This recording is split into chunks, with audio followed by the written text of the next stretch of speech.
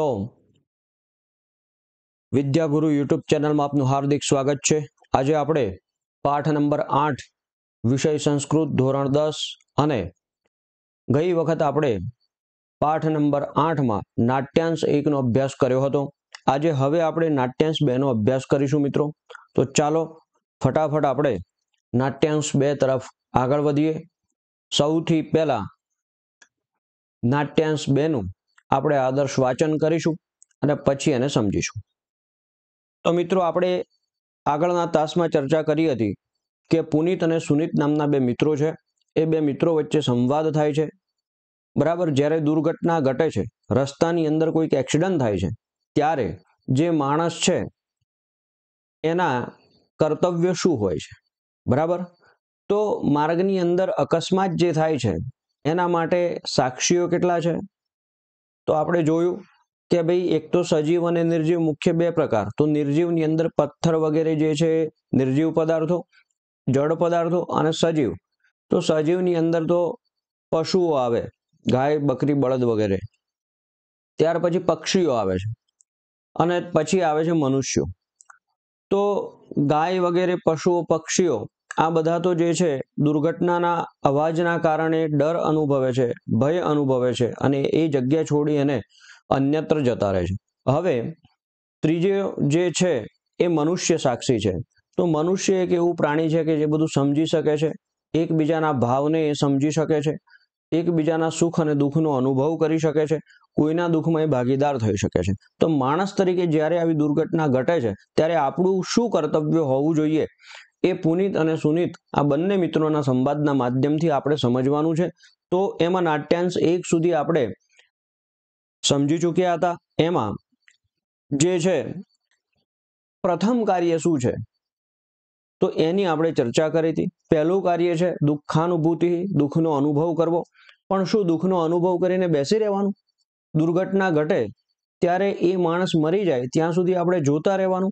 अने आजना जमानामां तो रील्स बनावे, विडियो बनावे, पण कोई मदद करवा माटे तैयार नथी। आ एक दुखद वात छे। तो मित्रों आपणे एवुं नहीं करीए, आपणे कोईनी मदद करीशुं। बराबर है। तो चलो आपणे नाट्यांश 2 तरफ फरीथी आगळ वधीए अने सौथी पहेला आपणे आदर्श वाचन करशुं, पछी एने समजीशुं। तो पुनीत जे छे ए अहींया कहे छे पुनीतः द्वितीयं कार्यं तु कर्तव्यस्य निर्वाहः दुर्घटनाग्रस्तः जनः सद्यः एव औषधालयश्रितः करणीयः भवति येन यस्य युचितः उपचारः स्यात् तत्र संगत्य कदाचित् तस्मै रक्तस्य आवश्यकता भवति चेत् स्वकीयं रक्तमपि तस्मै दातव्यं भवति। तस्य परिवारे सूचना दातव्या भवति येन यस्य परिवारजनः औषधालयमागत्य तस्य विशेषः सहायो भवेत्। दुर्घटनायाः साक्षिणः मनुष्यस्य एतादृशं कर्तव्यम्। सर्वैः मनुष्यैः अस्य कर्तव्यस्य निर्वाहः करणीयः अनुभवन्तोपि यदि वयं बोधपाठं न प्राप्नुमः तदा वयं मनुष्याः न स्मः। तो मित्रों हवे आपणे नाट्यांश 2 ने समजीशुं। शुं कहे छे? तो पुनीत कहे छे के द्वितीयं कार्यं तु कर्तव्यस्य निर्वाहः। माणसनुं बीजुं कार्य छे कर्तव्यनो निर्वाह करवो। तो कर्तव्य कयुं छे बीजुं? हवे कर्तव्यनो निर्वाह केवी रीते करवानो? तो दुर्घटनाग्रस्तः जनः सद्यः एव औषधालयश्रितः करणीयः भवति। तो जे दुर्घटनाग्रस्त माणस छे एने सौथी पहेला औषधालयम श्रितः। बराबर छे? औषधालयम श्रितः अर्थात दवाखाने, औषधालय एटले दवाखाने एने लई जवो जोईए।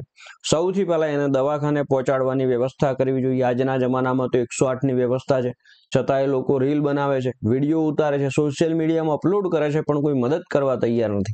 बहु ज दुःखनी वात छे मित्रों। तो આપણે એને સૌથી પહેલા દવાખાને પહોંચાડવો જોઈએ અને કારણ કે ઉચિતઃ ઉપચારઃ સ્યાत् દવાખાને પહોંચાડવાથી એનો યોગ્ય ઉપચાર થઈ શકે, એને દવા મળી જાય, એ સાજો થઈ શકે। તત્ર સંગત્ય કદાચિત તસ્मै રક્તસ્ય આવશ્યકતા ભવતિ ચેત સ્વકીયમ રક્તમ અપી તસ્मै દાતવ્યમ ભવતિ। શું કહે છે કે કદાચ એક્સિડન્ટમાં એને લોહી ઘણું બધું નીકળી ગયું હોય તો એના માટે એને લોહીની આવશ્યકતા પડે છે, તો એને લોહી પણ આપવું પડે। તો લોહી આપવા માટે ની આપણે વ્યવસ્થા કરવી જોઈએ. અને જો આપણું લોહી અને મેચ થતું હોય અને ડોક્ટરની સલાહ હોય તો આપણું લોહી પણ આપણે આપવું જોઈએ, જેનાથી એને સહાય મળી રહે. પછી શું છે તો બીજા કાર્ય અંતર્ગત આવે છે એને દવાખાને પહોંચાડવું, એને લોહીની જરૂર હોય તો લોહી આપવું, અને સાથે સાથે પરિવારે સૂચના દાતવ્યા ભવતી, એના પરિવારના લોકોને આપણે જાણ કરવાની છે કે જેનાથી પરિવારના લોકો દવાખાને આવી અને ઊભા રહે ત્યારે એને વિશેષ સહયોગ થઈ શકે. તો એટલા માટે એના પરિવારને પણ આપણે સૂચના આપવાની છે, જાણ કરવાની છે. અને દુર્ઘટનાના સાક્ષી બનેલા માણસનું આ રીતનું બીજા નંબરનું કર્તવ્ય છે, કાર્ય છે. તો બીજા નંબરના કર્તવ્યનો નિર્વાહ જે છે એ બીજા નંબરનું કાર્ય છે, અને કર્તવ્યના નિર્વાહની અંદર શું આવે છે? પહેલું કાર્ય છે દુઃખાનુભૂતિ, બીજું કાર્ય છે કર્તવ્યસ્ય નિર્વાહ. તો દુઃખની અનુભૂતિ કરવી એ તો સરળ બાબત છે, પણ જે બીજું કાર્ય છે ખૂબ મહત્વનું છે, જેમાં કર્તવ્યનો નિર્વાહ કરવાનું છે. તો દુર્ઘટનાગ્રસ્ત માણસને જોઈને આપણું બીજું કર્તવ્યનું જે નિર્વહન કરવાનું છે, તો એમાં કઈ કઈ બાબતો સમાવિષ્ટ છે?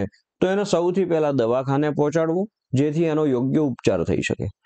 ત્યાર પછી એને જો લોહીની જરૂર હોય તો એ પણ આપવું, અથવા તો અન્યત્રથી એની વ્યવસ્થા કરી આપવી.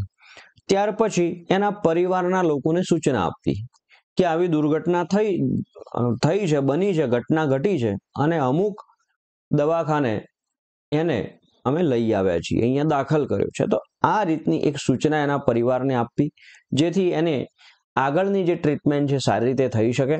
સર્વૈઃ મનુષ્યૈઃ અસ્ય કર્તવ્યસ્ય નિર્વાહ કરણીય એવ. દરેક માણસે આ બીજા નંબરના પોતાના કર્તવ્યનો નિર્વાહ જે છે એ કરવું જોઈએ.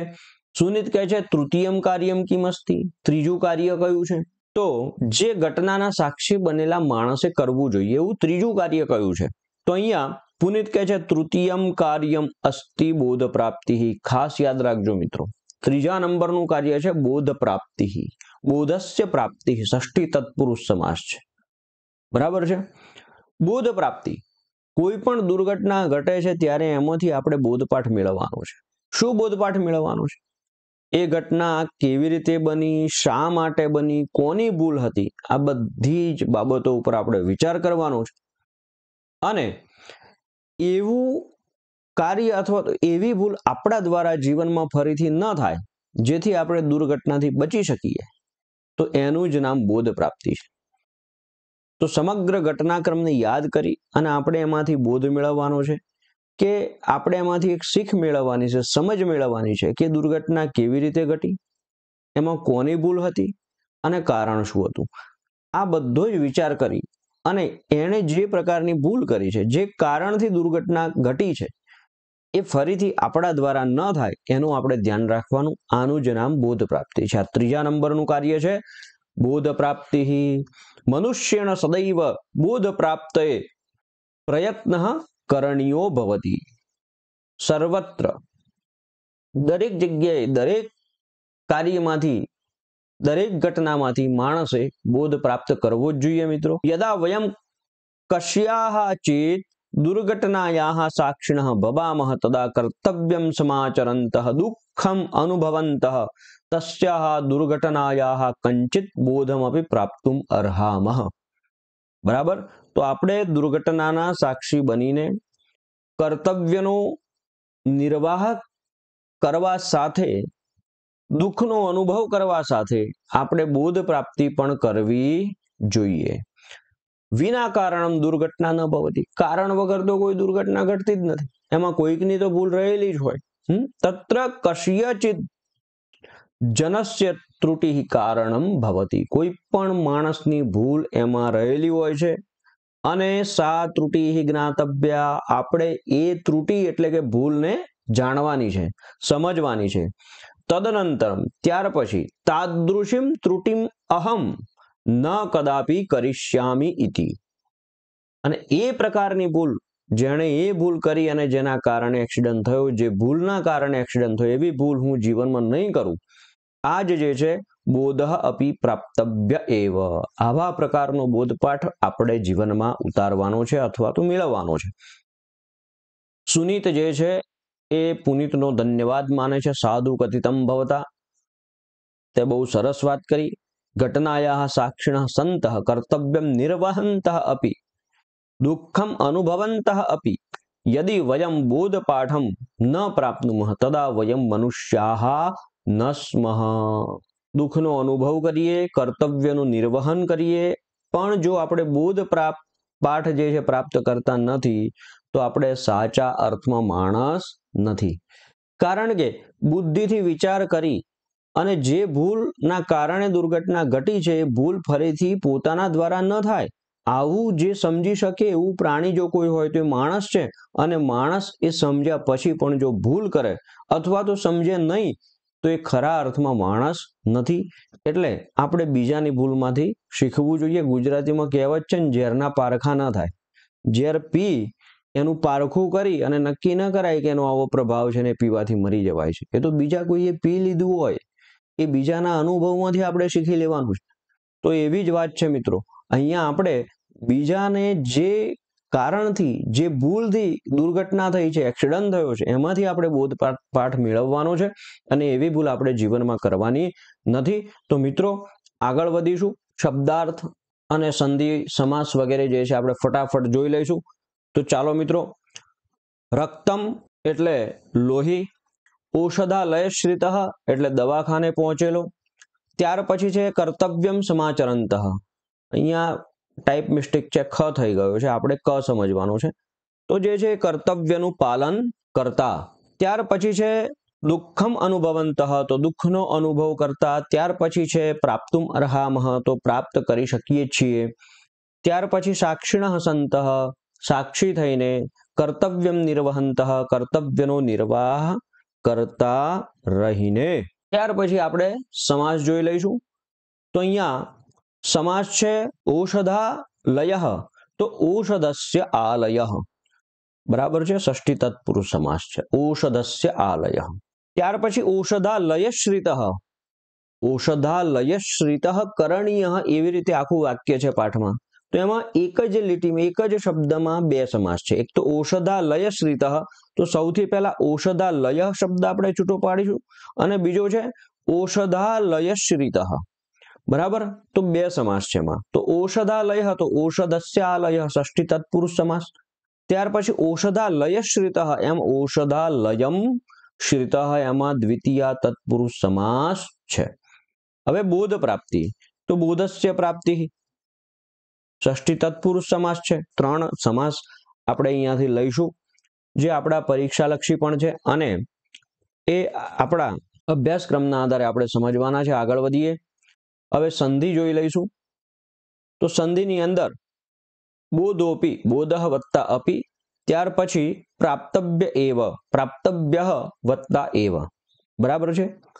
ત્યાર પછી છે કે નિર્વહંતોપી. અહીંયા કોઈને એવું લાગે કે આમાં સંધિ કેવી રીતે, તો અહીંયા સ્વર આવવાના કારણે અહીંયા વિસર્ગ જે છે એનો લોપ. મૂળ શબ્દ છે પ્રાપ્તવ્ય અને એવ. તો આ બેનો જ્યારે સંધિ થાય ત્યારે સ્વરના આગળ જ્યારે વિસર્ગ આવતો હોય તો એ વિસર્ગનો લોપ થઈ જાય. એટલા માટે અહીંયા લોપ થયો અને ત્યાં સંધિ થઈ પ્રાપ્તવ્ય એવ, એટલે વિચ્છેદના નિયમ પ્રમાણે પ્રાપ્તવ્ય એવ. અહીંયા પ્રપ્તવ્ય ટાઈપ મિસ્ટેક થઈ ગઈ છે. પ્રાપ્તવ્ય આપણે સમજવાનું છે. પ્રાપ્તવ્ય વત્તા એવ. નિર્વહંતોપી, તો નિર્વહંતઃ વત્તા અપી. દુઃખમ અનુભવંતોપી, દુઃખમ વત્તા અનુભવંતઃ વત્તા અપી. તો મિત્રો આ રીતે અહીંયા આપણે સંધિ પૂર્ણ થાય છે. ધન્યવાદ. વિદ્યાગુરુ ચેનલ સાથે આપ જોડાયેલા રહો. સરસ મજાના ક્વોલિટેટિવ કન્ટેન્ટ્સ આપની સાથે હું શેર કરતો રહીશ અને આપણે સરસ મળી અને ભણતા રહીશું. ધોરણ 10 માટે અત્યારે વિડીયો બનાવી રહ્યો છું. આવનાર સમયમાં ધોરણ 12 માટે પણ હું કન્ટેન્ટ તૈયાર કરવાનો છું અને A to Z કન્ટેન્ટ આ ચેનલના માધ્યમથી મળી રહેશે. તો મિત્રો આ ચેનલને જરૂર સબસ્ક્રાઇબ કરો, લાઈક કરો, શેર કરો. અસ્તુ. ધન્યવાદ. જય તુ ભારતમ, જય તુ સંસ્કૃતમ, જય જય ગરવી ગુજરાત.